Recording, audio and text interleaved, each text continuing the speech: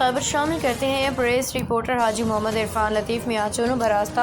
4615L 4715L 1614L اور 12415L کو جانے والی سڑک ٹوٹنے کے عمل سے گزر رہی ہے۔ مقامی افراد نے شکایت کی ہے کہ محکمہ ہائی وے کی جانب سے بارہا گزارشات کے باوجود بیلداروں کے ذریعے سڑکوں کے کناروں پہ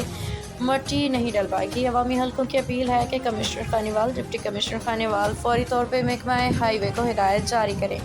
تاکہ سڑک کے کناروں پہ فوری طور پہ مٹی ڈالی جائے اور مزید نقصان سے بچایا جا سکے۔ رہائشیوں کا کہنا ہے کہ اگر بروقت اقدامات نہ کیے گئے تو یہ سڑکیں مکمل طور پہ تباہ ہو سکتی ہیں، جس سے نہ صرف سفر میں دشواری ہوگی بلکہ کسانوں اور طلباء کو بھی سخت مشکلات کا سامنا کرنا پڑے گا۔